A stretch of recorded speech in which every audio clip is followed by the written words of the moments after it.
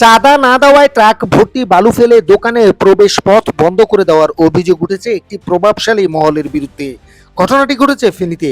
গতকাল সকাল প্রায় 8টার দিকে ফেনী শহরের সদর হাসপাতাল সংলগ্ন হাজির মিষ্টি মেলা অ্যান্ড রেস্টুরেন্ট নামক ওই দোকানে এই ঘটনা ঘটে। ভিডিওটি সামাজিক যোগাযোগ মাধ্যমে ছড়িয়ে পড়ার সাথে সাথে ব্যাপক ভাইরাল হয়। সেখানে নানা মন্তব্য ছুড়ে দিচ্ছেন নেটিজেনরা। ঘটনার পর থেকেই থমথমে পরিবেশ বিরাজ করছে এলাকা জুড়ে। হাজির মিষ্টি মেলা সহ আশপাশের দোকানিদের মাঝে আতঙ্ক ছড়িয়ে পড়েছে। সিসিটিভি ফুটেজে দেখা যাচ্ছে বৃহস্পতিবার সকাল 7টার দিকে একটি বালুবাহী ট্রাক এসে দোকানের মুখে বালু ফেলাচ্ছে, ফলে বন্ধ হয়ে গেছে ব্যবসা। ক্রেতারা প্রবেশ করতে পারছেন না দোকানে। দোকান সংশ্লিষ্টরা জানান, চাঁদা দিতে না পারায় স্থানীয় কয়েকজন আরো 10-12 জন লোক এনে দোকানের সামনে 6 গাড়ি বালু ফেলায় এবং দোকানের স্টাফদের প্রাণনাশের হুমকি দেয়। গত মাসের 16 তারিখ দিবাগত রাত্রে আমাদের এখানে একটা ভাঙচুর হয়েছিল। কিছুদিন আগে আমার কাছে চাঁদা দাবি করেছিল।